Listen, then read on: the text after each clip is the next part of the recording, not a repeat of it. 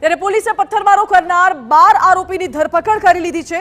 2 મહિલા સહિત 32 લોકો સામે ગુનો નોંધવામાં આવ્યો છે। તો ભાઈ નમસ્કાર મિત્રો, ફરીવાર એક નવો વિડીયોમાં તમારું સ્વાગત છે। મિત્રો વાત કરી તો ભાઈ હાલના ટાઈમમાં સૌથી મોટો સમાચાર આવી રહ્યા છે। મિત્રો તમને બધા લોકોની ખબર છે કે હાલના ટાઈમમાં મિત્રો 1 થી 2 રેલીઓમાં મિત્રો એમ કીધું જે શોભાયાત્રા નીકળવામાં આવી હતી તેના ઉપર હુમલો થવામાં આવ્યો હતો તેના વિશે સૌથી મોટા સમાચાર આવી રહ્યા છે। તે ગ્રેપ્તાર થઈ ગયા છે અને આગળ શું શું થયું છે એ પૂરો વિડીયો લઈને આવી ગયો છું।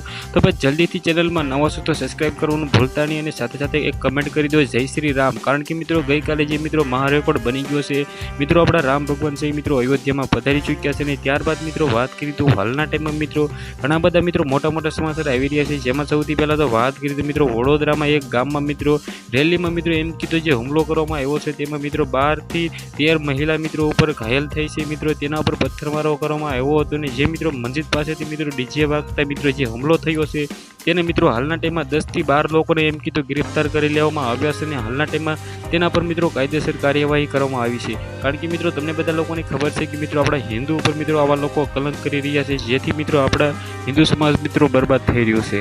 તો મિત્રો આ વિડીયોને ભાઈ વધુમાં વધુ શેર કરો, કારણ કે મિત્રો આવા નરાધમીને લીધે મિત્રો હાલના ટાઈમમાં હિન્દુ ધર્મથી મિત્રો બદનામ થઈ રહ્યો છે। કારણ કે મિત્રો જે રીતે મિત્રો હુમલાઓ કરી રહ્યા છે આને મિત્રો કાયદેસર સજાઓ થવી જોઈએ। મિત્રો વાત કરી તો આ વિડીયોને વધારે લોકોને શેર કરો, બધા લોકોને ખબર પડે અને બધા હિન્દુ મિત્રો એક થાય તો મિત્રો આવા નરાધમી પકડાઈ જાય। તો આજના વિડીયોમાંથી આટલી જ માહિતી, ફરીવાર એક નવો વિડીયો મળી ત્યાં સુધી જય હિન્દ।